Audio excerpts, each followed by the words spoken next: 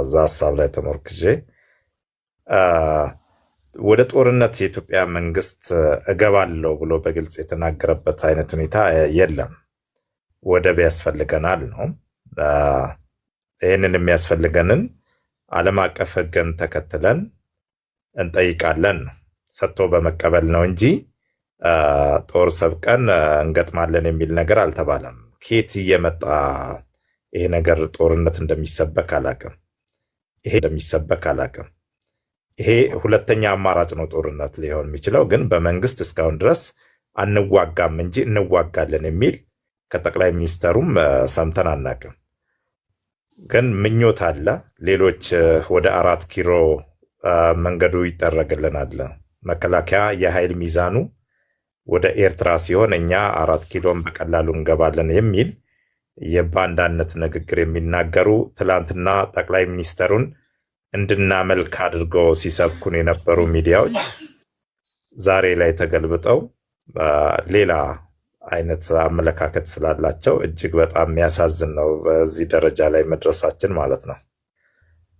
ወንድሜ ጴጥሮስ እጅግ በጣም የማደንቀው ፕሮግራሙንም ከእሳት ጀምሮ በጣም መከታተለው ነበርና አሁን ላይ የደረሱበት እነሱ በገባቸው ልክ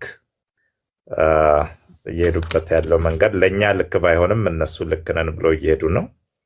ነገር ግን አሁን ያሉበት ሁኔታ ከቀድሞ ከነበራቸው ሀገር ወዳድነት አንጻር እና ሲሰብኩን ሲያስተምሩን ከነበሩበት ሁኔታ አንጻር እጅግ በጣም የትየለሌ ሆኖ ነው ያገኘነው ማለት ነው። ጠቅላይ ሚኒስተሩ ቀደም ሲል እንዲሰራ ነበረ የሚል ነገር አለ ተብሎ እሱን እንደ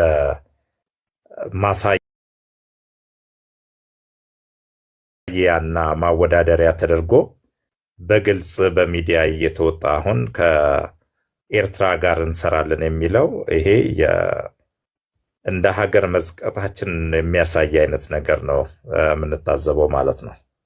ነገር ግን አሁን መከላከያ ሰራዊታችን ያለበትን አቅም በጣም በተሳሳተ መንገድ ነው የምንመለከተው ማለት ነው። ቀደም ሲል በነበረው ከቲፒኤልኤፍ ጋር ጦርነት በጀመረ ሰዓት ለውጡ በመጣበት አካባቢ ስለነበረ ሀገሪቷ አለኝ የምትለው ትላልቅ ጀነራል በቁጥርም በዛ ያሉት የትግራይ ተወላጆች ስለነበሩ እነዚህ ሁሉ ተሰብስቦ ወደ ትግራይ ገብተው ነው ጦርነት የከፈቱብን ማለት ነው። ስለዚህ ከዛም በኋላ ግን መከላከያ ሰራዊታችን በጀነራሎች ቁጥርም በኮሎኔሎችም በተለያየ በመከላከያ እንትን በትጥቅና በሰው ኃይል እጅግ በጣም ያደገበት አይነት ሁኔታ ነው ያለው። እንደው ተገቢም ባይሆን በእርስ በርስ ጦርነት በደንብ ልምምድ ያገኘ ወጣት የትግራይ ጦርነት ላይ ጀምሮ ከዛም በኋላ በገፍ ከየክልሉ በነቂስ በመግባት ከፍተኛ ስልጠና ወስዷል። ስለዚህ አሁን ያለንበት ደረጃ ትልቅ ግምት የሚሰጠው ሆኖ ሳለ አነስተኛ ግምት በመስጠት ብዙዎች የሚሸወዱበት ሁኔታ ነው ያለው። ኦኬ። ስለዚህ ይሄ በሆነበት ሁኔታ አቅም የለውም። ለምንድነው ወደ ሱዳን የማይሄደው? ለምንድነው በዚህ አቅጣጫ ሄዶ የማይዋጋው ይባላል። ዝም ብሎ መንግስት ወጥመድ ውስጥ የሚገባበት አይነት ሁኔታ የለም። መከላከያ በደንብ አስልቶ እያንዳንዷን ነገር ለክቶ መቼ የት ምን ማድረግ እንዳለበት አስቦ ነው የሚገባበት ማለት ነው እንጂ ሌሎች በቀደዱለትና ወጥመድ ውስጥ ሊያስገቡበት በሄዱበት መንገድ አይሄድም። ስለዚህ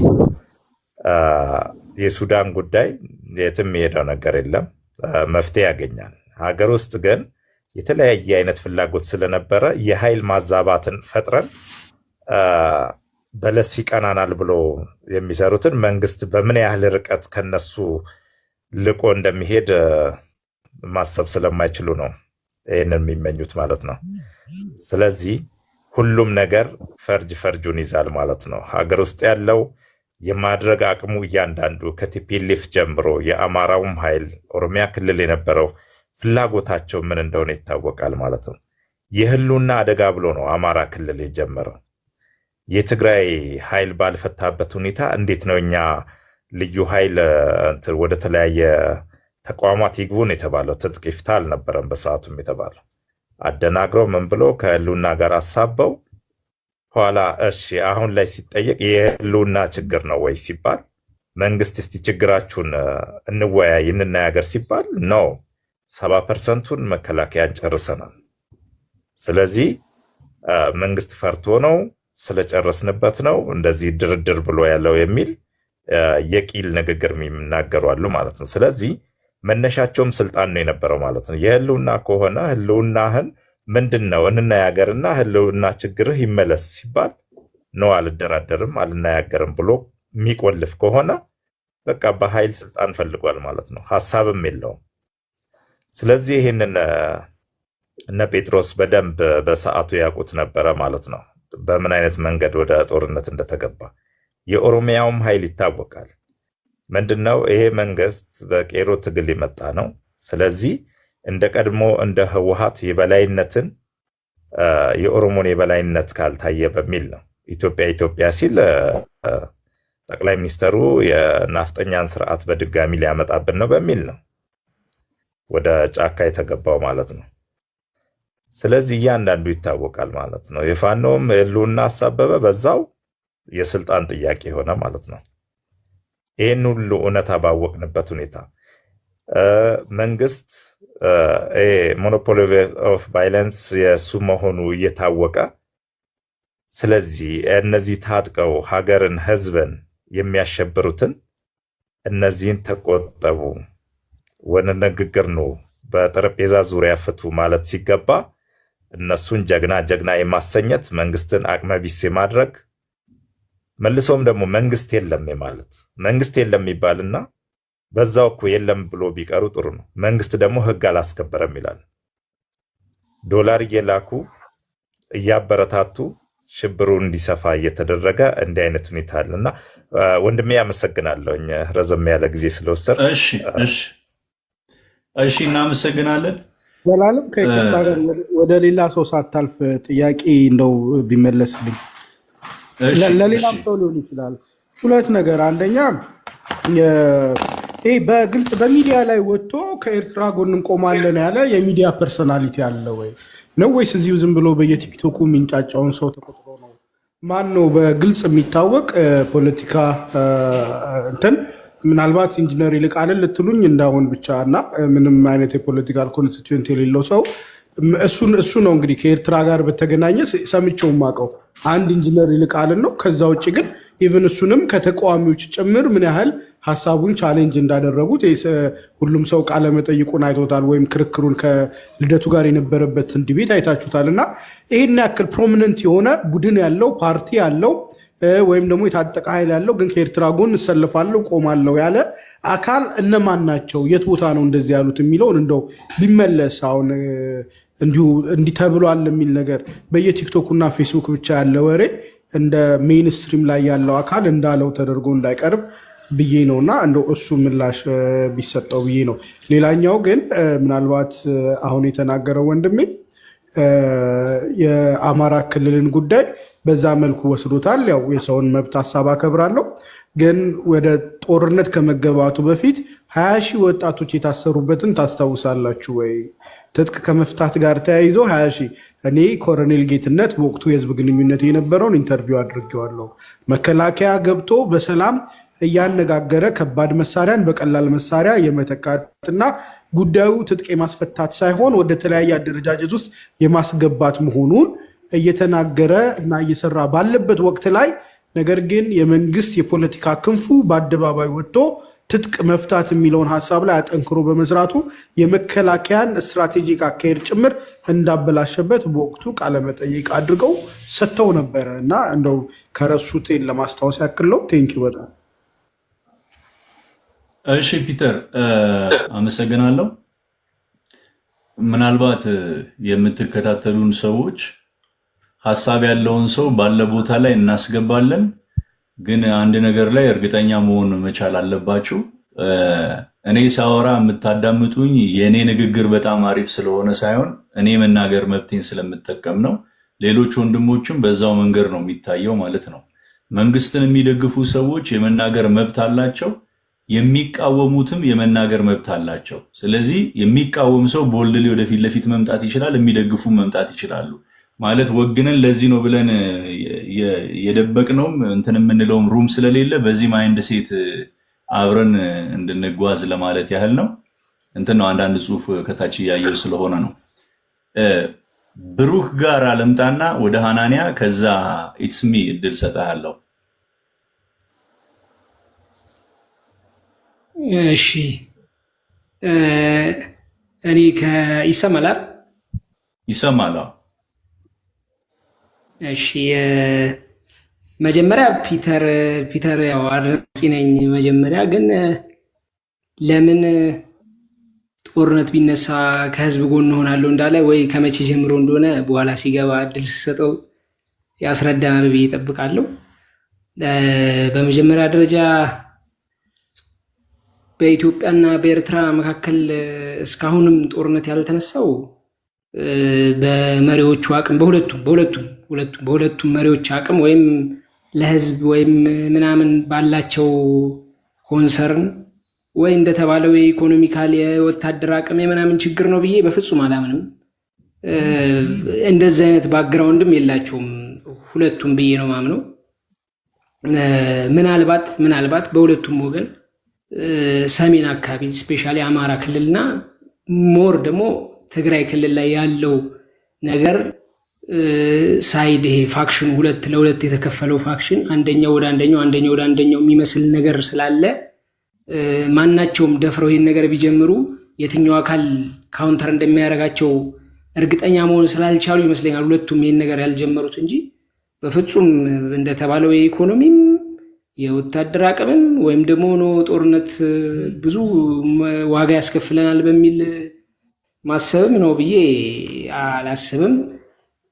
አሁን ሳርዲዳ የሚባለው ሰው ጠቅላይ ሚኒስትሩ በግልጽ ጦርነት እንፈልጋለን አላለም መቼ እንዳለ ምናምን ብሎ ነበር። ግን ትዝ የሚላችሁ ከሆነ የዛሬ አመት ከምናምን ፓርላማ ላይ ስለ ሰጥቶ መቀበል ህግ በሚያወራበት ጊዜ ያው ጊዜውን ካልተጠቀማችሁት የሰጥቶ መቀበሉን የራብ ህዝብ ያው ይበላል መብላት ነው፣ ከዛ በኋላማ ምን ህግ አለ ብሎ ቃል በቃል ተናግሮ ነበር ጠቅላይ ሚኒስትሩና ያው ከዚህ በላይ ግልጽ የጦርነት አዋጅ ያለ አይመስለኝም። ስለዚህም ምናልባት እዛ አካባቢ ትግራይ አካባቢ ያለው ነገር ነው እስከዛሬም ነገሩን ያዘገየው ብዬ ነው የማስበው። ግን ዘላለም መጀመሪያ እንዳልከው እውነትም የዚህ አሰብ ጉዳይ ነው ወይ ይሄንን ነገር በዚህ ልክ አካሮ እንዲያት ነገር ውስጥ የከተታቸው የሚለው ነገር ልክ ነው። ኢትዮጵያ ወደብ ያስፈልጋታል። ይህን ያህል ሚሊዮን ህዝብ ይዛ ሎክድ ሆነ መኖር በፍጹም የትኛውም ኢትዮጵያዊ ይፈልገዋልም ይቀበለዋልም ተብሎ አይጠበቅም። ግን የፕሪቶሪያው ስምምነት ከወደቡ በላይ የሁለቱን አካላት ልዩነት አስፍቶታል። ያም ነው ሰፍቶ ያም በራሱ ፋክሽን የራሱን ሰዎች እያጠናከረ በዚህ በእኛም ሳይድ እናውቃለን። ይሄ ኤርትራ አፋር አካባቢ ያሉ ተቃዋሚዎች የአፋር የኤርትራ ተቃዋሚዎችን ብርጌድ አህመዱ የሚባል የዚህ አዲስ አበባ አካባቢ የሚንቀሳቀስ አሁን አውሮፓ ላይ በብዛት እናውቃቸው የነበሩ ተቃዋሚዎችን ያሰባስባል። በዛኛውም ወገን ተመሳሳይ ነውና የፕሪቶሪያው ስምምነት ነው አሁን ሁለቱም ትሬት ይሄኛውም ለዛ እዚህኛውም ለዛኛው የሆነባቸው እንጂ እውነት የባህር በር ጉዳይ ነው ወይ ደግሞ አሁን በዚህ ልክ በዚህ ሰዓት ለኢትዮጵያ በጣም ሴንሲቲቭ ጉዳይ ነው የባህር በር ጉዳይ ብዬ አላስብም። ያው እንዳለመታደል ሆኖ ኢትዮጵያኒስት ኃይሎች የድሮ ኢትዮጵያኒስቶቹም የአንድነት ኃይሎቹም ብሔርተኞቹም ሻዕቢያ ስር የመወተፍ በቃ የሆነ ትሬንድ አለ ለዘመናት የመጣና መቼ ከዛ እንደምንላቀቅ ባይገባኝም አማራ ክልል ላይ ያለው ጥያቄ እዛ አካባቢ ያለን አካል ተንተርሶ መምጣት ያለበት አይደለም። ሪሊ የህዝብ ጥያቄ ከሆነ ሪሊ የመኖር ሪሊ የህዝብ ኮዝ ያላቸው ሰዎች ከሆኑ ከየትኛውም አካል ስፔሻሊ ኤርትራ እንኳን አይደለም ግን ሻዕቢያ የሚባለው አካል ከኢትዮጵያ የሻዕቢያ መኖር በራሱ ለኢትዮጵያ ትሬት ነው። ምንም አሰብ ኖረም አልኖረም ይሄ ህግደፍ የሚባለው አካል ሻዕቢያን እያስተዳደረ እስካለ ድረስ ኢትዮጵያ ለኢትዮጵያ የኢትዮጵያን ተቃዋሚዎች የኢትዮጵያን እንትኖች በሙሉ ከማሰባሰብ ወደኋላ የሚል አካል ስላልሆነ ወረራም ጦርነትም ሌላም ነገር ከተጀመረ አሰብን በጉልበት ለመቆጣጠር ሳይሆን እዛ ኤርትራን እያስተዳደረ ያለውን ስርዓት ለማውረድ እስከሆነ ድረስ ብቻ ነው ጤናማ የሚሆነው እንጂ ኤርትራን በጉልበት ይዞ ወይም አሰብን በጉልበት ይዞ መቆየት ይቻላል ብዬ አላምንም። ቀድም ፒተር ስለ ጦር አዋጊ ስለ ብሔር እኛ የጦር አዋጊና የጦር መሪዎች ስላጣን ነበረ የተሸነፍነው ወይ ደግሞ 2 3 እንዲያጠቁ እድል የሰጣቸው ብሎ ነበረ። አሁን ያ ጦርነት ካለፈ አይ ቲንክ 2 ዓመት ከምናምንና አሁን ደግሞ መልሶ ጦርነት ከተጀመረ እኔ ከህዝብ ጎን ከሚጎዳ ሰው ህዝብ ጎን ነኛልና ትንሽ ግራ ስላጋባኝ ነው። በኋላ እድል የምትሰጠው ከሆነ ስለዚህ ነገር ቢናገር ደስ ይለኛል። በቃ የኔ ምልከታ ይሄ ነው። አመሰግናለሁ። እሺ አመሰግናለሁ። ሐናንያ እሺ ያው በጣም ጥሩ ሀሳቦች የተንሸራሸሩ ስለሆነ ነው ብዙ እድልን እያልተጠቀምኩ ያለሁት። ግን ምንድነው አሁን ይሄ የጦርነት ፍላጎት ቅድም ሁላችንም ስናወራ አሁን ትራምፕም ሲያነሳ ፑቲንም ሲያነሳ በጦርነት የሆነ ሄጄ ለሀገሬ ጥቅም አስገኛለሁ ከሚል ወይም የፖለቲካ ስቴቢሊቲ ያገኛለሁ ከሚል የተነሳ ነው ይሄ የሚደረገውና ከዚህ አንፃር እኛ ሁሌ የኤርትራ ስጋት ማለት አሁን የኤርትራ መንግስቱ ነው የሚገዛው የሱ ስጋት እየሆን እስከ መቼ እንቆያለን?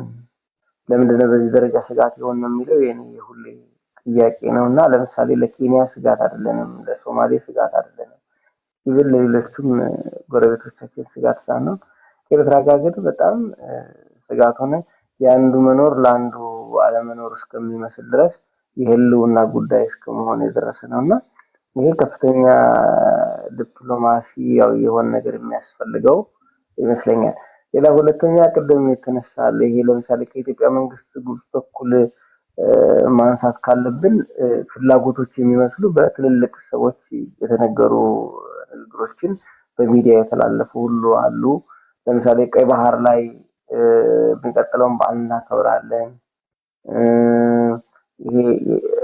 የሁሉ ሚሊዮን ህዝብ ለአንድ ወቅት ሆኖ የሚቀጥል አይደለም።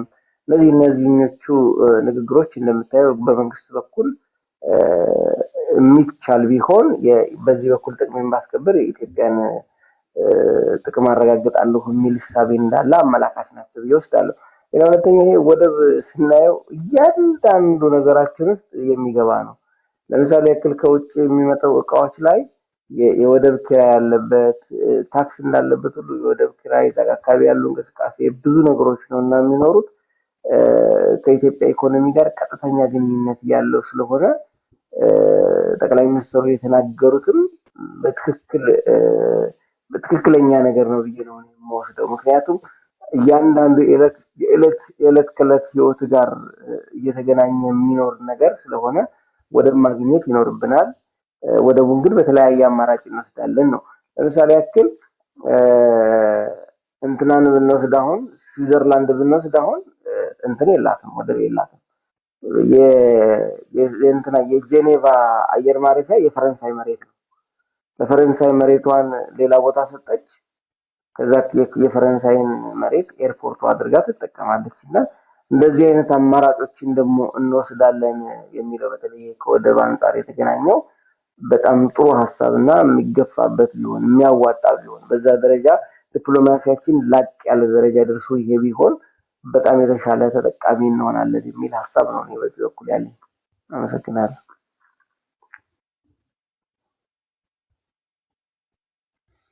እሺ አመሰግናለሁ ሐናንያ።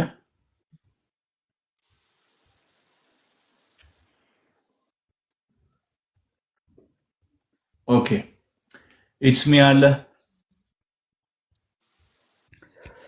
እሺ የተነሱት ላይ ሐሳብ ስጥና ከዛ ወደ ፒተር እመጣለሁኝ። ወደ ማጠቃለሉ እንሄዳለን።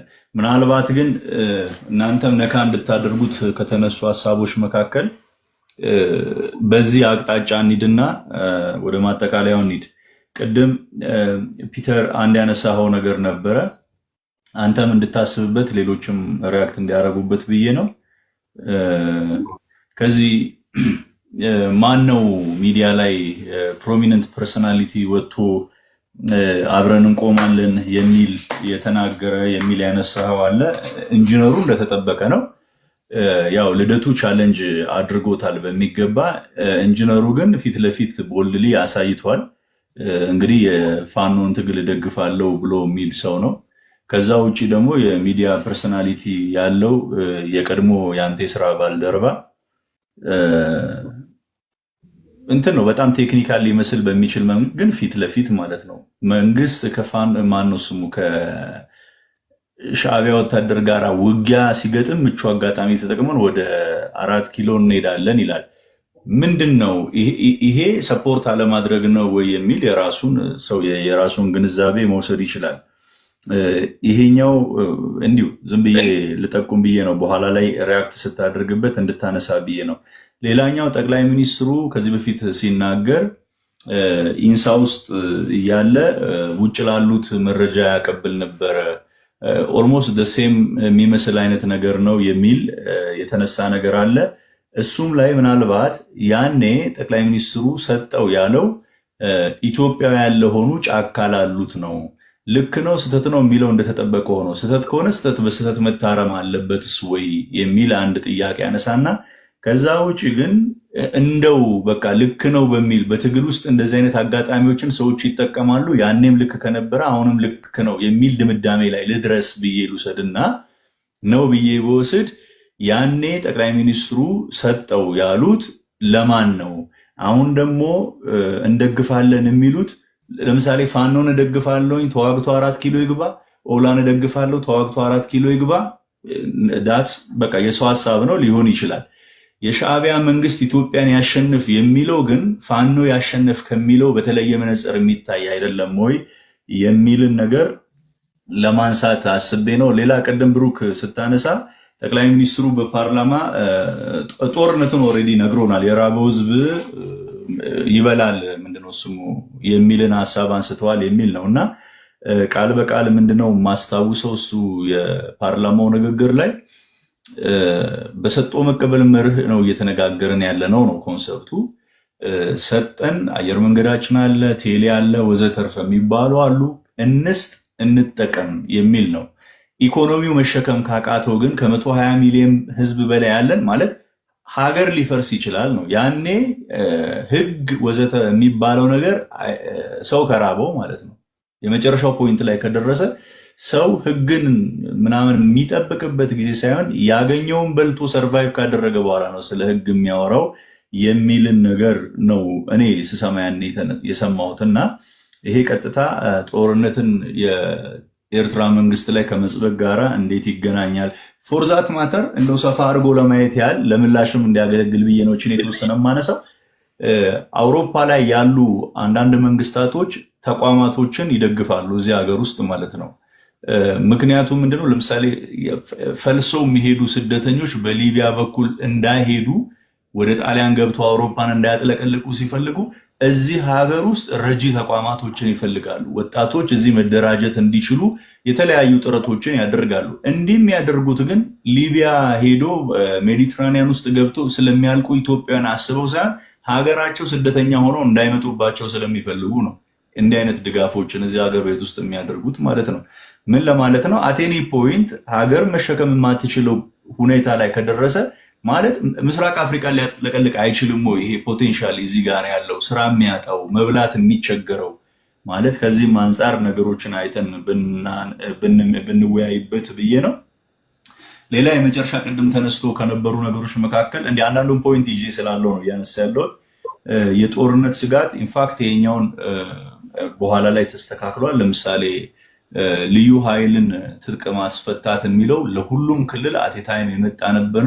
በወቅቱ ግን የአማራ ክልል በአንጻራዊ ላይፈታ ቢችል ትክክል የሚመስል አይነት ሁኔታ ውስጥ ነበረ። ምክንያቱም ትግራይ አካባቢ ላይ ቲዲኤፍ የሚባለው ሙሉ ለሙሉ ትጥቅ አልፈታም፣ ስለዚህ ስጋት አለብኝ የሚል ነው እና በአንድ ጎን ደግሞ ሰዎች ምን ብሎ ያነሳሉ? ትክክል ነው፣ ስጋት አለበት። ለዛ ስጋት ግን ተገቢውን ከለላ የሚሰጠው የፌዴራል መንግስት ወይም የኢትዮጵያ መከላከያ ሰራዊት ነው እንጂ ልዩ ኃይል አይደለም። ፎርዛት ማተር ልዩ ኃይሉ ሆኖ መከላከያ ኢንቮልቭ የማያደርግበት ላይ ምንም የተለየ ለውጥ ላይመጣ አይችልም። ስለዚህ ዋስትናው የኢትዮጵያ መንግስት ነው ለአማራ ክልል የሚልን ሀሳብም ያቀርባሉ እና እነዚህ ሁለቱ እንዴት ይታያሉ የሚለውን ነው።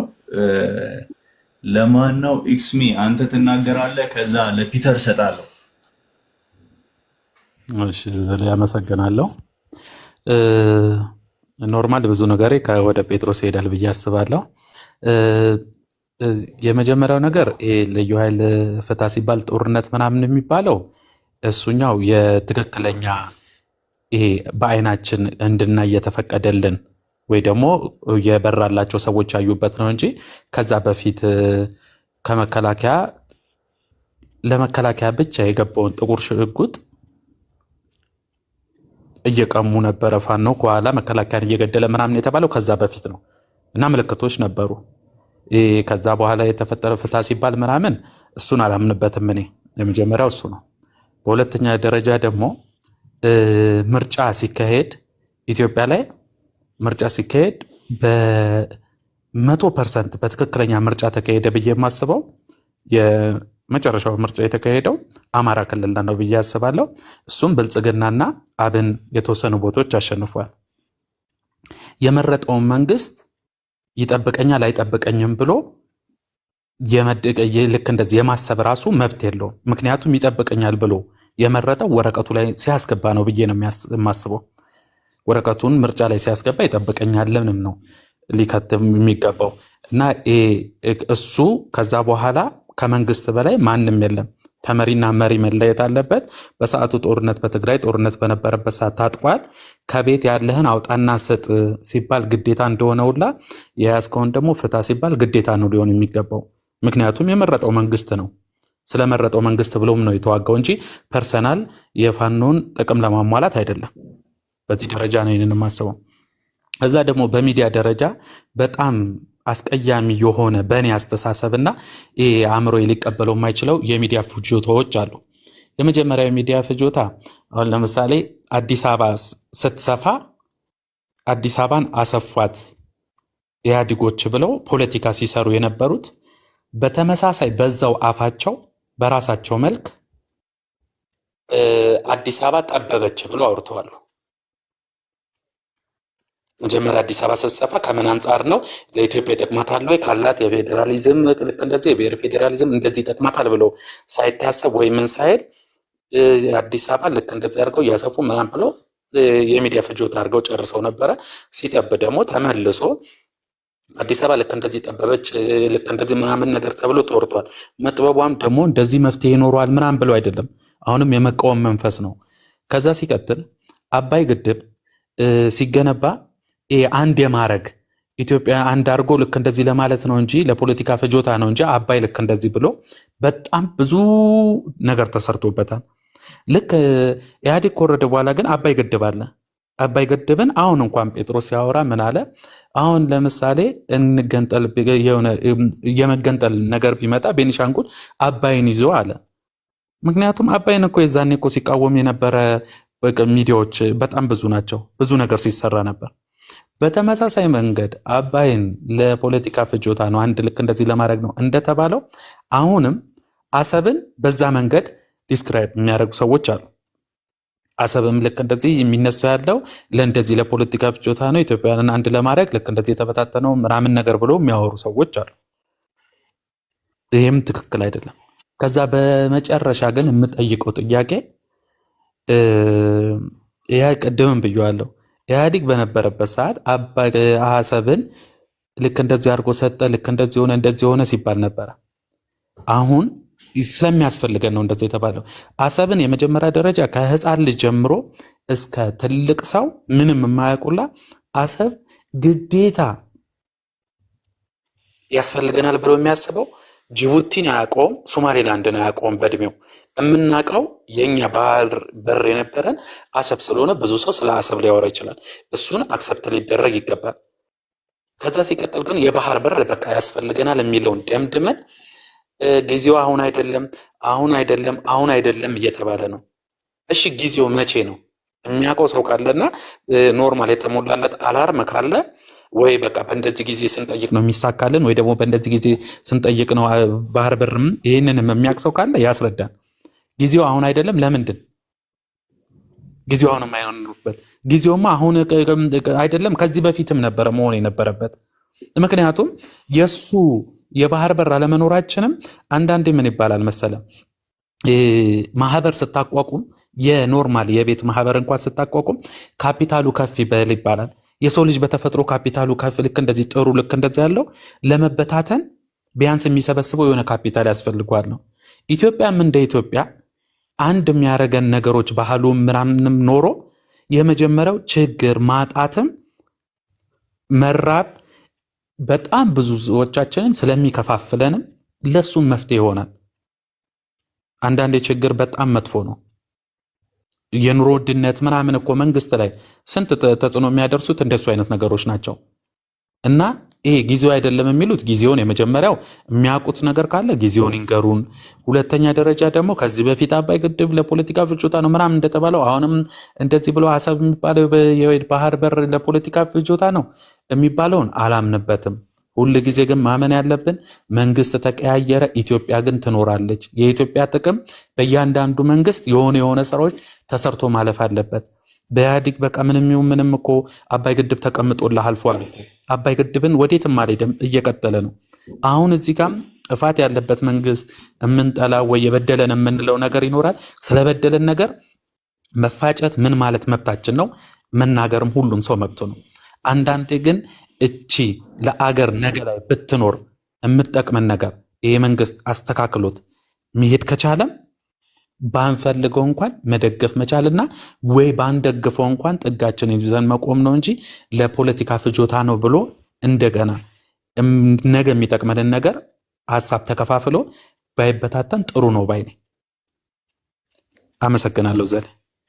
እሺ አመሰግናለሁ። እኔም ፒተር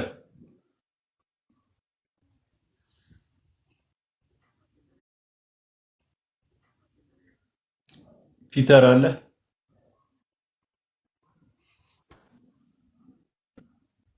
ፒተር አለ።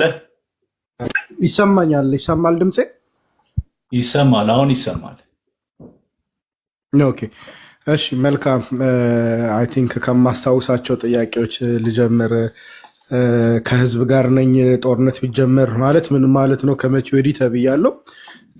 እንግዲህ አይዶን ነው እኔን የሚከታተል የምናገረውን የምጽፈውን የሚከታተል ሰው ይሄ አቋሚ ሁልጊዜም አብሮኝ የነበረ ነው። ምናልባት ከዚህ ከትግራይ ጦርነት ጋር ተነስቶ ከሆነ አንዳንዶች አሁን ላይ መጥተው አሁን ስለተቃወሙት ወደኋላ ተመልሰው ይጸጽተኛል ምናምን ይላሉ። በትግራይ ጦርነት እኔ ከጸጸተኝ የሚጸጽተኝ ምናልባት ያው የቋንቋም የመረጃም ፍሰት ብላክአውት የነበረ ሪጅን ስለነበረ መረጃም የቋንቋም ክፍተቶች ተደማምረው ህዝቡ በደረሰበት መከራ ልክ አሁን ባለማስተጋባት እና ባለማቅረብ ይጸጽተኝ ይሆናል እንጂ በጦርነቱ ወቅት ግን ከኢትዮጵያ መንግስት ጎን በመቆሜ ቅንጣት ታክል ጸጸት የለኝም። ምክንያቱም ኮዙ ምንም ይሁን ምን የቲፒኤልኤፍ ጦር ጥቃት ከተፈጸመ በኋላ የነበረው አደጋ እንደ ሀገር የምትፈርስበት ነው ማለት ያለው ሁለት ኃይል ነው። የቲፒኤልኤፍ ጦር አለ፣ የፌዴራል መንግስት ጦር አለ። ከሁለት አንዱ ሀገርን ይዞ ማስቀጠል አለበት። በሰዓቱ ደግሞ ሀገርን ለማስቀጠል አቅም ያለውና የተሻለ አቋም ላይ ነበረው የኢትዮጵያ መንግስት ነው። ስለዚህ በሰዓቱ የቅንጦትም ደረጃ አይደለም። ብዙ ሰዎች አጥር ላይ ተንጠልጥለው በኋላ ሰብአዊ ምናምን ለመባል ሲጠብቁ በጣም ሪስክ ወስደን የገባንባቸው የሰራንባቸው ነገሮች አሉና በሱ ላይ እኔ ምንም ብዙም የሚያሸማቅቀኝ ነገር የለውም። ምክንያቱም እንደ ሀገር መቀጠል ነበረባት። የነበረው አደጋ ደግሞ ከሀገርን ሊያፈርስ የሚችል ነበር። ስለዚህ ለዛ አደጋ መደረግ የሚገባው ነገር ሁሉ ተደርጓል። ሂደቱ ግን ሁሉ ትክክል ነበር ወይ ከተባለ በፍጹም ስህተት ነበር። በርካታ የሰብአዊ መብት ጥሰቶች ተፈጽመዋል። ብዙ ንጹሐን ደም ፈሷል። አላግባብ የተሰሩ ነገሮች አሉ። ይህን የምለው እዚህ ውጭ ተቀምጬ ሳይሆን በአካል ጦር ሜዳ ድረስ ሄጄ የተመለከትኩትና ያየሁት ለታሪክ መዝግብ ያስቀመጥኩት ነገር ስላለኝ ነው። ከዛ ባሻገር ግን ከዛ ያው ሁልጊዜ ከአንድ ስህተት አይደል እየተማር ከምትሄደው ያ ጦርነቱ በአጠቃላይ ስህተት ቢሆንም ግን ስህተት ስለሆነ እጅና እግር የምናጣጥፍበት ስላልነበር ሀገር ለማትረፍ መደረግ የነበረበት ነገር ተደርጓል። ከዛ በኋላ ግን ከዛ ስህተት መማር የለብንም ወይ ከተባለ መማር አለብን። ስለዚህ እኔ ከዛ ስህተት ተምሬ ምክንያቱም በማሸነፍም በመሸነፍ ሂደት ውስጥም የሞቱት የራሴ ወንድሞች የራሴ አገር ልጆች ስለሆኑ ከዛ በኋላ የትኛውንም አይነት የትጥቅ ትግል እንቅስቃሴ በፌዴራል መንግስት የሚሆን በታጠቀ ኃይል የሚደረገውን አልደግፍምም፣ አልስማማም።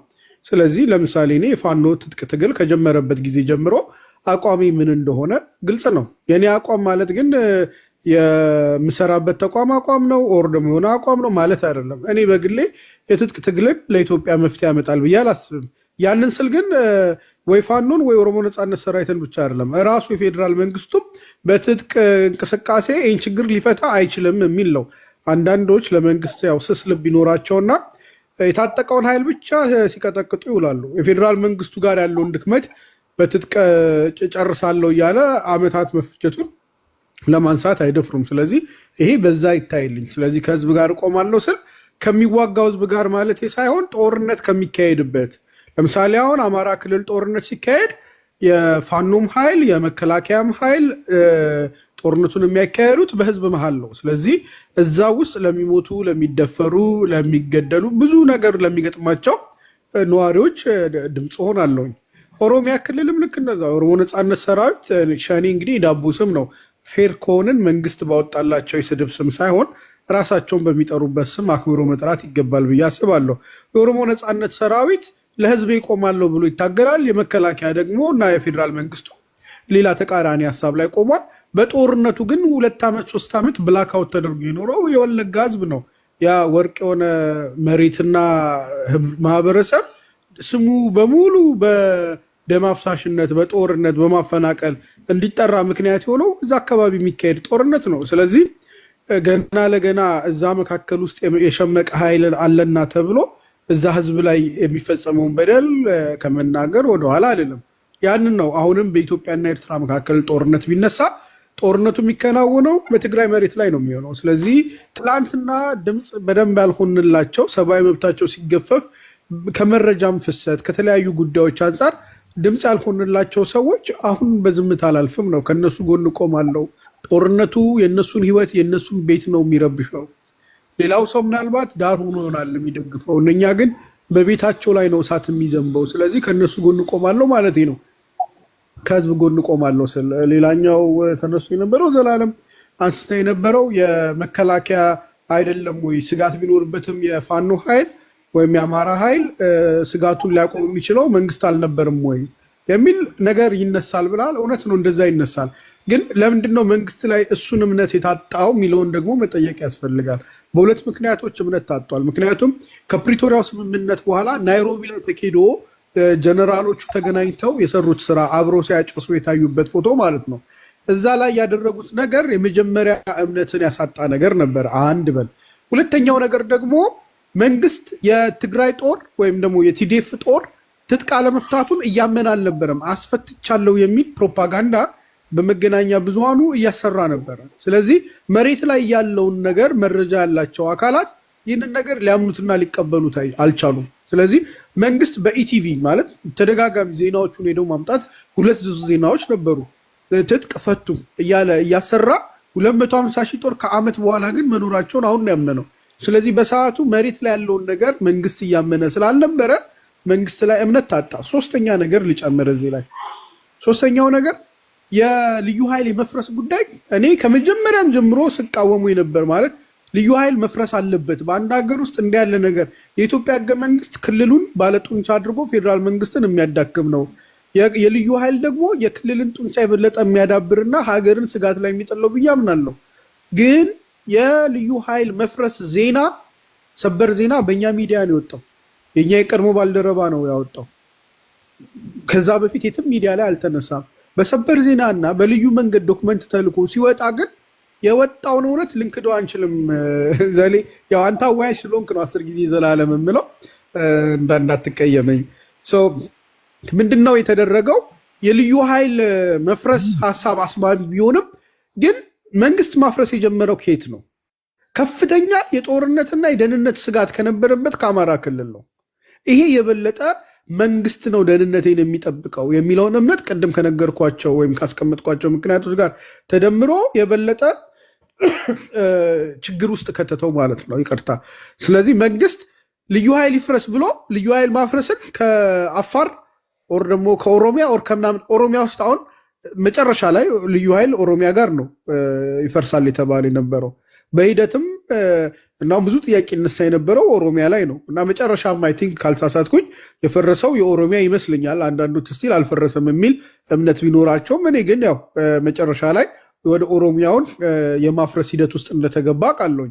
ስለዚህ የጦርነት ስጋት ውስጥ የነበረበትና በዛኛው በተቃራኒ ኃይል 250 ሺህ ጦር የታጠቀ ጦር የያዘ ኃይል እያለ የመጀመሪያ ልዩ ኃይል አፈርሳለሁ ማለት ብቻ ሳይሆን የመጀመሪያ ደግሞ ማፈርሰው እዚህ ጦርነት ስጋት ውስጥ ያለን ኃይል ነው ማለት ይሄ ኃይል ትጥቅ ብፈታም ኦር ብፈርስም ይጠብቀኛል የሚል እምነት እንዳያምን አደረገው ነው። ሌላኛው በኦሮሚያ ክልል ርዕሰ መስተዳድር አቶ ሽመልስ አብዲሳ በተደጋጋሚ የሚነገር ኮንፊውዝ እና ምናምን የሚባሉ ንግግሮች ፖለቲካ ቁማር ነው በወቅቱ የነበሩ እስካሌት ያደረጉ ማለት ጉዳዩን የበለጠ የአባባሱ ጉዳዮች ናቸው። ዛሬ ልንረሳቸው አንችልም። ስለዚህ በዚህ በኩል ሊነገሩ የነበሩ ንግግሮች የበለጠ ስጋት ፈጥሯል።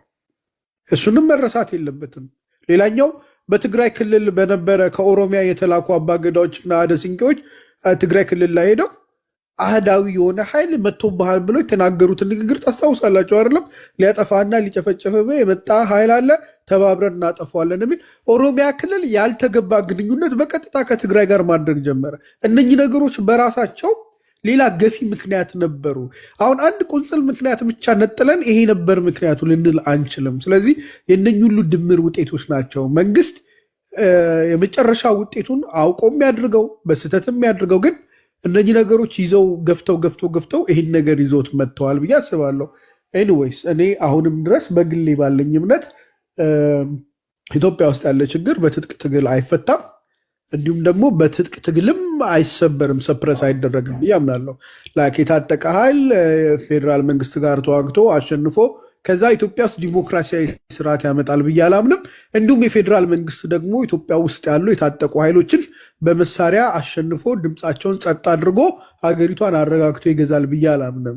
ኢትዮጵያ ወደ ሰላም ልትመጣ የምትችለው ጄኒውን የሆነ ቁርጠኝነት ያለበት የሰጥቶ መቀበል ያለበት መነጋገር፣ ውይይት ምናምን እዛ ውስጥ ከሄድን ነው። እሱን አስቻይ ሁኔታ መፍጠር ከቻለን ነው ብዬ አስባለሁኝ። ምናልባት አንድ ነገር ተነስቶ ነበረ ሶሪ ረሳሁት መሰለኝ። ዘሌ ተጠይቄ አንድ ያልመለስኩት ነገር ነበረ።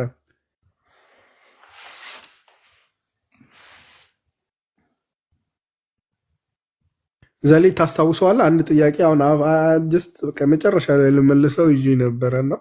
ማን ነበር የጠየቀ? አይ ዶንት ኖ አንተ ካነሳኸው ኦር ደግሞ ሳምባዲ በፊት ያወራ የነበረ ሰው ያነሳው ሊሆን ይችላል። ኤኒዌይስ እሺ ሁለት ብቻ የመጨረሻ ማስታወሳቸውን ሀሳቦች ላንሳ። ኦኬ አይ እኔ የጠየኩን አንድ ያልመለስከው አለ። የጠቅላይ ሚኒስትሩን የጫካ ላሉት መረጃ ያቀብል ነበር የሚለውን እኩል አንድ አይነት ነው ብዬ አይደለም፣ ወይም መጥፎን በመጥፎ መመለስ ጥሩ ነው ብዬ ሳይሆን ጠቅላይ ሚኒስትሩ እና ጫካ ያሉት የተለያዩ ቦታ ላይ ናቸው ያሉት። ማለት ጠቅላይ ሚኒስትሩ በወቅቱ የመንግስት ከፍተኛ ኃላፊ ሆነው ነው መረጃ ያሳለፉት። አሁን ግን ከኤርትራ ጎን ቆማለሁ የሚሉት ሰዎች ምንም እንትን ቦታ የሌላቸው ሰዎች ናቸው። ማለት የሚመሩት አርሚ የላቸውም፣ ኦር ሚዲያ የላቸውም ኦር ሰምቲንግ ሰው የሆነ ቦታ ብቻ ወጥተው ንግግር የሚያደርጉ ሰዎች ናቸው ይህን የሚሉት። ቴንክ ዩ። ሁለተኛውንም ነገር አስታወስኩት ቅድም የረሳሁትን እና ጠቅላይ ሚኒስትሩ እንዳውም በከፍተኛ የስልጣን ኃላፊነት ውስጥ የነበሩ ግለሰብ ነበሩ ያንን ያደረጉት እና አሁን ላይ የሆነ ጋዜጠኛ ኦር ደግሞ የሆነ የፖለቲካ ፓርቲ ውስጥ የነበረ ሰው ከኤርትራ ጎን መቆም አለብን፣ ከየትኛውም ኃይል ጋር ተባብረን የኢትዮጵያን መንግስት ከስልጣን ማውረድ አለብን ስላለ በሙሉ ተቃዋሚውን ጎራ በባንዳነት መፈረጅ ተገቢ ነው ብዬ ስለማላስብ ነው። እንደዛ ካልን ወይ የቀድሞን ጠቅላይ ሚኒስትሩን በቀድሞ ስራቸው ማውገዝ አለብን ወይም ደግሞ እነኝን መተው አለብን በሚል እንጂ እሳቸው እንዲህ ስላደረጉ አሁን እንዲህ መደረግ አለበት የሚል ላይክ የጀስቲፊኬሽን ስራ ለመስራት ሳይሆን ይሄ ምንድነው አምባላንስ የሆነ ጀጅመንቱን ለመቃወም ነው አርጊመንቱን ያነሳሁት። ቀደም የረስቼ የነበረው ያስታወስኩት ምንድነው ዘላለም ኢንጂነር ይልቃልና አንድ የቀድሞ ባልደረባችን ዳይሬክትም ባይሆን በተዘዋዋሪ እና ሀሳብ አንስቶታል የሚል ነገር ተነስቷል። እነኚህ ሰዎች ግን የትኛው ናቸው?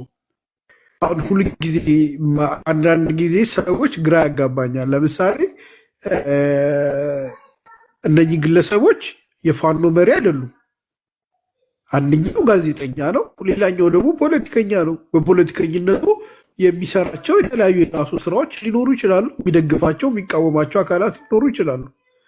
እነኛ አካላት ግን የእሱ ሰራተኞች ናቸው፣ ተቀጣሪ ናቸው። እሱ አመራር ውስጥ አለ፣ ምን ውስጥ አለ። አሁን ግራ የሚገባኝ ነገር ይሄ ነው ዘሌ። አሁን ኢንጂነር ይልቃል ይሄንን ስላለ እና እሱ ፋኖን ስለሚደግፍ ስለዚህ ፋኖ እንዲህ ብሎ ያምናል የሚል ማለት ሪዝን ትክክል ነው፣ ተገቢ ነው። በጣም እንኳ ትክክል ያልሆነ እንትን ነው። ለምሳሌ እኔ ላይም ስለሚገጥመኝ ነው እንደዚህ። እኔ ትጥቅ ትግል አላምንም። ከዛ ሰዎች መጡና እንዲሉኛል አንተ ትጥቅ ትግል የማታምነው ለአብይ ስስልብ ስላለ ወር ደግሞ አብይ ስለምደግፍ ነው። ምን ማለት ነው? የተለያየ ነገር ነው። አንድን ነገር በአንድ ጉዳይ ትደግፋለህ ወይ ትቃወማለህ ማለት በሌላ ጉዳይ በሁሉም ነገር ትስማማለህ ማለት አይደለም። ኢንጂነር ይልቃል የፋኖን ትግል ይደግፍ ይሆናል። ያ ማለት ግን ከኤርትራ ጋር መደገፉ የፋኖ እንቅስቃሴ በሙሉ የኤርትራ ጋር አብሮ መዋጋትን ይደግፋል የሚል ድምዳሜ ላይ ሊያደርሰን አይገባም። ለምሳሌ የፋኖ ቃል አቀባይ ወጥቶ ይህንን ሀሳብ ከተናገረው የዛን ጊዜ በቃ ብሎታል፣ ኃላፊነት ይወስዳል። ያኔ ተጠያቂ እናደርገዋለን። ነገር ግን እሱን የሚደግፍ የሆነ አካል ግን ውጭ ሆኖ ይህንን ስለተናገረ ኦኬ፣ ስለዚህ ይህ አካል ደግሞ የዚህ ፓርት ነው ብሎ መወሰኑ ተገቢ አይመስለኝም። አሀ ታዲያ ግንኙነት እኮ አላቸው እንዴት ቃለመጠይቅ ያደርግላቸዋል ምናምን ካለ እኔ እኮ ቃለመጠይቅ እንደማልደግፋቸው የተናገርኩ ቃለመጠይቅ አደርግላቸዋለሁ። ይህ የሀሳብ ነፃነትን መቀበልና ማመን ያለብን ይመስለኛል። እና ይሄ ውጭ ሆኖ ከኤርትራንም ደግፋለሁ ይህንንም አደርጋለሁ የሚለው ኃይል ኖት ኔሴሰርሊ የዛ ወኪል ነው ብሎ መውሰድ የለብንም ብዬ አምናለሁ። ይዛል እንግዲህ እኔ ብቻ ብዙ እንዳላወራ ልቋጭ እዚህ ጋር ይቅርታ። እዚህ ጋር ተያያዥ ነገር ስላለ ፒተር ማለት ነው ሳትጨርስ በፊት ከፋኖ መሪዎች ብለህ ስላልክ ማለት ነው ጀነራል ተፈራ ማሞና አስረስ ማረ በዚህ ጉዳይ ስማቸው እየተነሳ ነው ያለው በሰሞኑ እና ከፋኖ መሪዎች የነሱ ስም መነሳቱንስ እንዴት አየው? ስማቸውማ በደንብ ሊነሳ ይችላል። እነሱ ግን በቃለ መጠይቅ ተጠይቀው አዎ አብረን ከኤርትራ ጋር እንሰለፋለን የሚል ምላሽ ሰጥተዋል ወይ? እንደሱ ሰምተሃል? አዎ ጀነራል ተፈራ ማሞም ተናግረዋል። ከሰሜናዊያን በሚል ነው ሰሜኑ ላይ የተቃጣ ጉዳይ ስለሆነ ኤርትራን ጨምረን ከህወሓት ጋር በመደመር ይህን እንትን ስርዓት መገርሰስ አለብን ብለው ተናግረዋል። እንሰራለን ብለዋል። ቀጣይ ማለት ፊውቸሪቲ ማስቀምጠው እንትን ብለዋል። እንናገራለን እንሰራለን የሚል ነገር ጠቅሰዋል ማለት ነው። ለዛ ነው ሰሞኑ መነጋገሪያ የሆኑት በዚህ ጉዳይ። ኦኬ ደስ ይለኛል እንዳዳምጠው አምልጦኝ ቀደም እንዳልኩ መጀመሪያ ላይ አሁን ወንድማችን አልነበረም። እኔ ሳምንቱን አልነበርኩም በተለያየ በግል ጉዳይና ምናልባት አምልጦኝ ሊሆን ስለሚችል ሰምቼ የኔንም ሀሳብና አቋም ማስተካከል ባለብኝ ላይ እንዳስተካከል ቢጠቁመኝ ደስ ይለኛል። ምን ሚዲያ ላይ ነው ጀነራሉና አስረስ ማረ ይሄን ሀሳብ ይሰጡት የሚለው ነው። አንከር ሚዲያ መሰለኝ ኢንተርቪው ያደረጋቸው ጀነራል። እሺ አመሰግናለሁ። ስለዚህ ሳምንት ስለምንገናኝ ፒተር አለው ዘሌ ሳምንት ስለምንገናኝ እስከዛ የሚጠሩ ነገሮችም ይጠራሉ። አሁን የተነጋገርነው ላይም ማን የትኛውን ፖዚሽን ይዟል የሚለውን አይተንም ደግሞ እንደ አዲስ እቺን በስሱ ነክተን ወደ ሌላኛው አጀንዳችን እንሄዳለን። አይ ቲንክ አሁን 6:05 ሆኗል። ዘሌ አንድ ነገር ብቻ ላስቸግርህ። አንድ ንቁ ተሳታፊ ዘላለም ገነነ የሚባል የህዳሴ ግድብ መልካም ስራን ከትግራይ ጦርነት በኋላ እውቅና ሰጥታል፣ ሁሌም ተቃውሞ ላይ ነው ያለው ብሎኛል። እና እንደው እግረ መንገድ አንድ 32 ሰው እዚህ ይታየኛል፣ ተቀርቶም ከተላለፈ ሊሰሙት ይችላሉ። እና እንደው በሚዲያ ጀነራል ፍረጃ ስላለ እንጂ ሰዎች የምንለውን በቀጥታ የሚሰሙ አይመስለኝም እንጂ ዘሌ እንግዲህ አንተ ምስክር ነህ። አባይ ግድብ በሚመለከት ያለኝን ድምፅ ራቀ ፒተር። ኦኬ እሺ። አይ አባይ ግድብን በሚመለከት ያለኝን አቋም አንተ ምስክር ነህ ብዬ ነው። ምስክር ልጥራ እዚሁ ነዋሪ ምስክር ስላለ ብዬ ነው። እና እኔ አባይ ግድብ በፊት ሲቃወሙትም አልስማማም፣ አሁንም አልስማማም። አባይ ግድብ ላይ ልዩ አቋም ነው ያለኝ። ቅድም ያነሳሁትንም ጥያቄ በደንብ ስላልተረዳው ይመስለኛል ስም ያነሳው ያልኩትኝ በህገ መንግስቱ አንጻር ክልሎች መገንጠል ይችላሉ። ለምሳሌ ሲዳማ ክልል ሲገነጠል አዋሳን ይዞ የአዋሳን ሀብት ይዞ የተገነጠለው ማለት ክልል የሆነው ማለት ነው። ልክ እንደዛ ቤኒሻንጉል ነገ ተነስቶ ሀገር ልሁን ቢል አባይ ግድብን ይዞ ሀገር ይሆናል እና ይሄ በራሱ አደገኛ ነው። ነገ ለወደብ ተዋግተን ወደቡ አካሉ የሆነበት ክልል ይዤ ካልሄድኩ ቢለን ደግሞ ድጋሚ ልንዋጋ ነው ወይ እዚህ ያልፈታነው ችግር አለ ለማለት ወይም ደግሞ ህገ መንግስት ማስተካከያው ቀዳሚ ሊሆን ይገባል ለማለት ያነሳሁት እንጂ ነገሩን ካለመደገፍ ያነሳሁት አይደለም። እና በአባይ ግድብ ላይ ምንም የማይዋዥቅ አቋም ነው ያለኝ። እንግዲህ ከሰይጣን በስተቀር ማንም ቢሰራው ደግፋለሁ። ሌላ ተጨማሪ ምናልባት ፒተርን በተመለከተ አባይ ግድብን ቅንጣት ታህል ጥርጥር ሊኖራቸው አይገባም። ምክንያቱም እኔና ፒተር በጋራ አስተማሪ ሆነን ኖረናልና የአባይ ግድብን ለማስገንባት ከተማሪ መዋጮ ከመሰብሰብ ጀምሮ ከግል ተነሳሽነት ረጅም ስራ ሲሰራ የነበረ ሰው ነው። እኔ ምስክር መሆን እችላለሁ እዚህኛው ላይ። ኦኬ ማጠቃለያ እንትን ልበል ዞላ። እሺ 2 ደቂቃ ልስጣችሁና ማጠቃለያ ሀሳብ አስቀምጡ፣ ከዛ እንጨርስ። ሰርዲዳ። ኦኬ እሺ አመሰግናለሁ። ያው ፒተር ላይ ቅድም የሰነዘርኩት ነገር ነበርና ያው የህዝብ ደጋፊ ነኝ የሚል ነገር ነበረ። ለህዝብ ነው የቆምኩት ብሎናል። በእርግጥ ያው በእነሱ ሚዲያ ስንከታተል ከህዝብ አልፈው ሌላ አይነት ድጋፎችን እያየን ስለነበረ ምናልባት እኔ እውነት ለመናገር ከሚዲያው ርቅ ያለው ማለት ነው ከነበረበት አቋም የወረደ ስለመሰለኝ ፐርሰናሊ የእሱን ለብቻ ስላልሰማሁት ከሚዲያው ስለራኩኝ እሱ በአቋሙ የህዝብ ልጅ ሆኖ መቀጠሉ እጅግ በጣም ደስ ይላል። በዚሁ ቀጠል ነው የምለው ወንድሜ። ነገር ግን ለህዝብ የቆመ ሰው ደግሞ አንድ ነገር ማድረግ መቻል አለበት። ሁሉንም በመንግስት በኩል ያለውንም ድክመት እየተቸ መንግስት የሚያስተካክለውን ነገር መናገር መቻል አለበት ማለት ነው በልኩ። እንደገና ደግሞ የታጠቁ ኃይሎችም ጥፋት ሲሰሩ በአማራም በኦሮሚያም በተለያየ ቦታ ጥፋቶች ይሰራሉ በታጠቁ ኃይሎች ማለት ነው። ሲቪሊያንን ታርጌት አድርገው መንግስትን ለማሳጣት መንግስት አልጠበቀንም ብሎ ህዝብ እንዲያምጽበት በሚል ንጹሃን ላይ እርምጃ ይወስዳሉና ይህን ነገር ደግሞ ልክ አይደላችሁም ተብሎ በይፋ መነገር ስላለበት ብዙ እየተተቹ አይደለም። መንግስት አቅም የለውም፣ በኃይል ማስከበር አልቻለም ምናምን ይባላል ማለት ነው። ስለዚህ መደገፍ ያለብን መንግስትን መደገፍ አለብን። ምናልባት ባደገ ሀገር የምትኖሩ ሰዎች አላችሁና ሀገራችን ላይ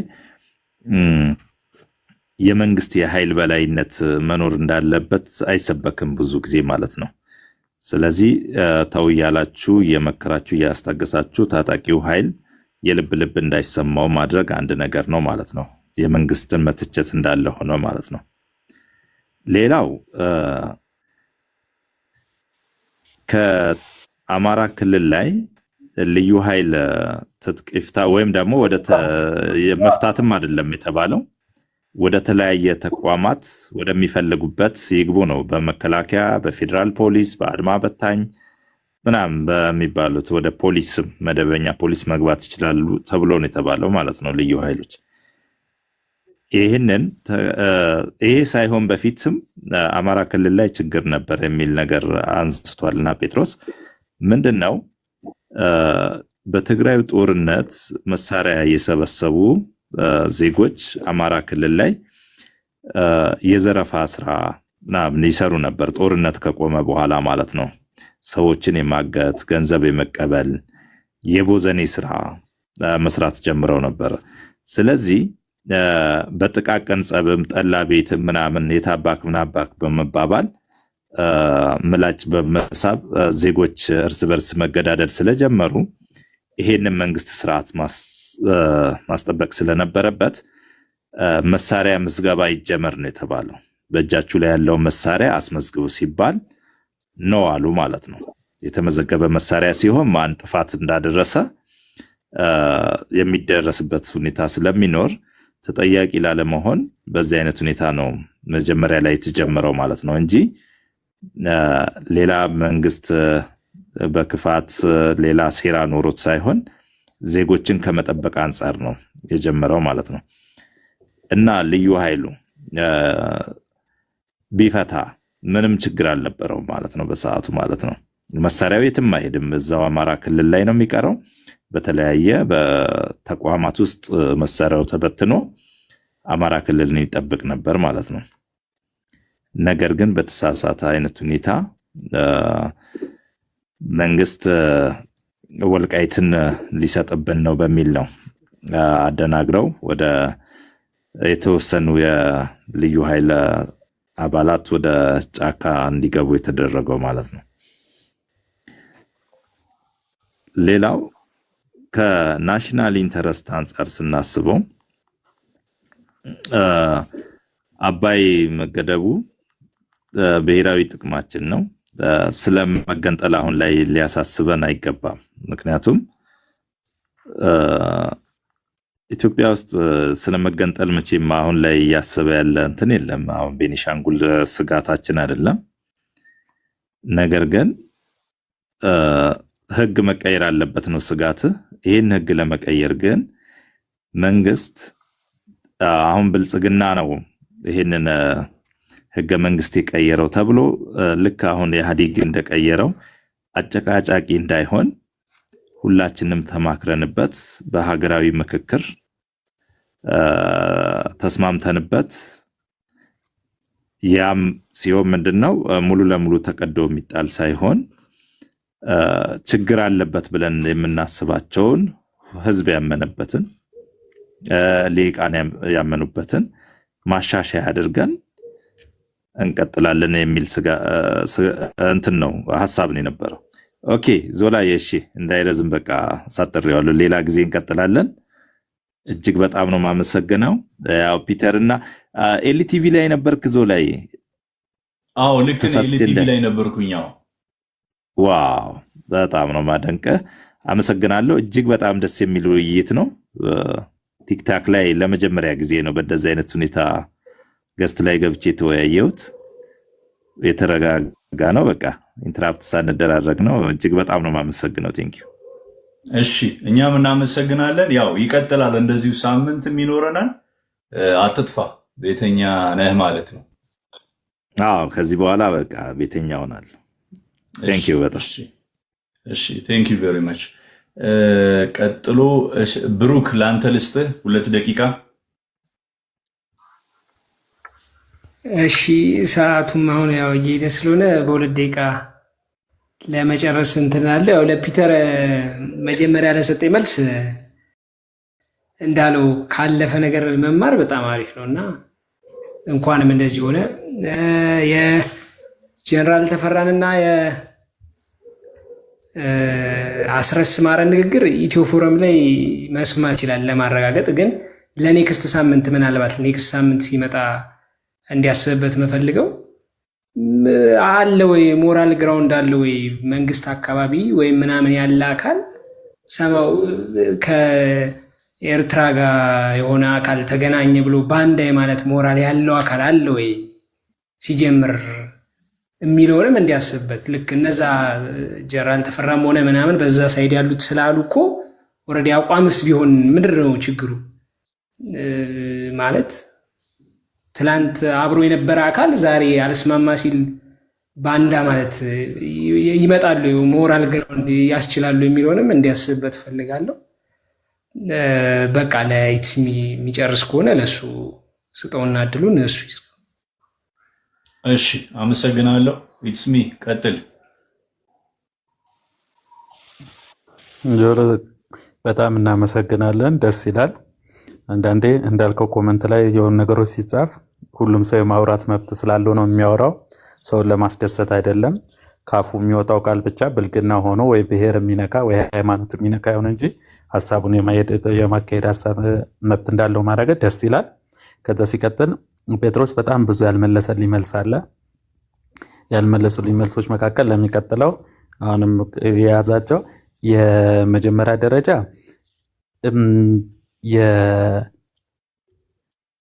የአገርን አንድ ለማድረግ ነው አሰብ ምናምን ተብሎ የሚባለው። ከዚህ በፊትም በአባይ አንድ ለማድረግ ነው ተብሎ ይወራ ነበረ። ቢደግፉትም የደገፈውም ያልደገፈውም የሀሳቡ ግን አንድ ለማድረግ ኢትዮጵያን አንድ አድርጎ ልክ እንደዚህ ሌላ ፖለቲካ ፍጆታ ነው ይባል ነበረ። አሁንም ቃል በቃል ጴጥሮስም የአሰብን ጉዳይ በእንደዚህ የፖለቲካ ፍጆታ ነው ብሎ ጠቅሶታል። አንደኛ እሱ ነው። ሁለተኛ ደግሞ ትክክለኛ ሰዓቱ አይደለም የሚለው ሰዓቱ ምን ሰዓት ነው? በቃ ይሄኛው ጊዜው አይደለም ሰዓቱ አይደለም የሚባልበትን እሱን። ሶስተኛ ደግሞ ባንዳ ለማለት መንግስት አይደለም የሚለው እኛ ቆመን ከኢትዮጵያ ጠላት ጋር የሚሰራውን ሁሉንም ባንዳ ማለት መብት ያለው ህዝቡ ነው እና አሁን ከዚህ በፊት በነበረው ሁኔታ የሆኑ ሰዎች ኤርትራ ሆነው ከኢህአዴግ ጋር ሲሉ ነበረ። ለኔ እነሱ ባንዳዎች ናቸው በእኔ አስተሳሰብ። በቃ መጥቷል። አሁን ደግሞ የተፈጥሯል። ህወሓት ከግብፅ ጋር አድርጎ የኢትዮጵያ መንግስት ሊሰራ ነው ሲባል እነ ጴጥሮስም ሁሉም በሙሉ አፋቸው ባንዳ ከኢትዮጵያ ጠላቶች ጋር ልክ እንደዚህ ብለው ሲሉት ነበረ ህወሓትን። ህወሓት ባንዳ ከተባለና አሁን ደግሞ እዚህ ጋር ያለው እንቅስቃሴ የሚደረገው ባንዳ ያለመባል ምንም አይነት ግራውንድ የለውም። ከዛ ሲቀጥል ደግሞ አሁን ፋኖ ላይ ሆነው ያሉ የተወሰነ አመራሮች ከዚህ በፊት ኤርትራ የነበሩ ስለሆነ አሁንም ከኤርትራውያን ጋር ከነሱ ጋር ከሻዕቢያ ጋር ላለመስራታቸው ምንም አይነት ነገር የለንም ብዬ ነው የማስበው። አመሰግናለሁ። በርታበት ዘሌ። ጥሩ ፕሮግራም። እሺ እኔም አመሰግናለሁ። በጣም ቆንጆ። ሐናንያ አለ አለኛ። እሺ ተጠቀምበት።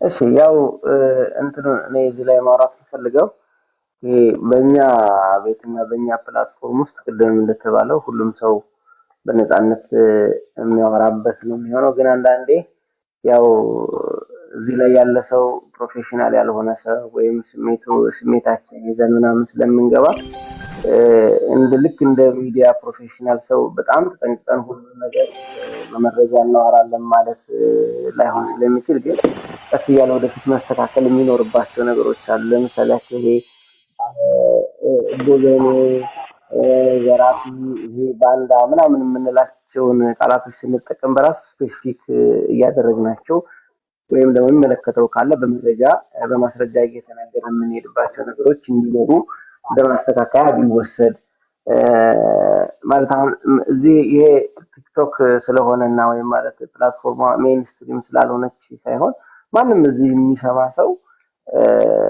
የምንሰጠውን ሀሳብ አይዲያሉን እንዲሰማው ብናደርግ የሚል ነው ያለኝ ሀሳብ። ለምሳሌ ያክል እየተነሳ ያለው አለ የጄኔራሉ እና ሌላ እንደዚህ የተነገሩት።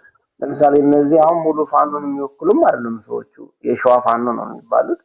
የሸዋ ፋኖም የራሱ ሀሳብ አለው፣ የወሎ፣ የጎጃም፣ የጎንደር እንደዚህ አይነት ነገር ነው ያላቸውና ሁሉም የተለያየ ሀሳብ ሊኖራቸው ይችላል። ሀሳባቸውም የተለያየ ሊሆን ይችላል እና እነሱ ላይ በቂ መረጃ ይዘን እዚህ ላይ ያለው ምክንያቱም አሁን እኛ እዚህ ላይ የምናወራው ሀሳብ ጠቃሚ ሆኖ ሁላችንም የተሻለ ነገር አንዳችን ከአንዳችን የሆነ እውቀት ይዘን ራሳችንን ከስህተት ለመጠበቅ ነው እየሄድንበት ያለው እርቀትና ያን ማድረግ ነው።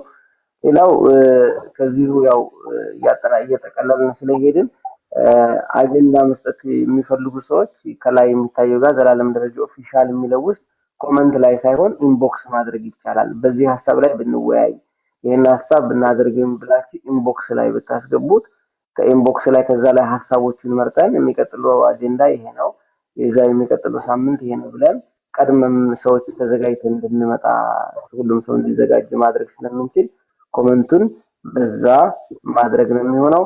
እንዳወያይም ሆነ እኛም ስንናገር አንዳንድ ጊዜ በሌሉበት ሰዎች ሲወቀሱ ያንን ነገር ለማስተካከል ያልሞከርናቸው ነገሮች ካሉ ወይም ሀሳቡ መሬት ረግጦ እንዲሄድ ያላደረግናቸው ነገሮች ካሉ ደግሞ በዚሁ ላይ ሳይጨረስ ማስተካከያ ይደረግበትና የሚያስታውሱት ነገር ካለ ዘለ ጨርሰው ትወርድ የሚል ሀሳብ ያለኝ። አመሰግናለሁ።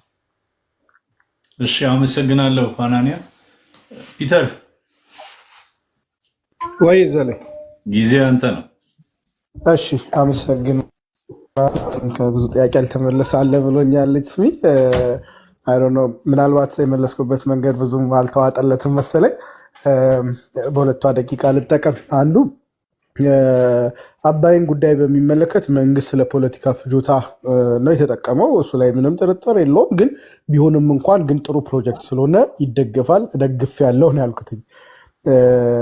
ያው በወቅቱ የነበረው ምን አይነት አጀንዳ እንደነበረ ሁላችንም እናስታውሳለን። እና አንዳንድ ነገሮች መንግስት ለራሱ ፖለቲካ ትርፍ ብሎ ቢያደርጋቸውም ግን ሲያደርጋቸው ያደረጋቸው ነገሮች ሀገራዊ ፋይዳቸውን አይተን የምንደግፋቸው አሉ።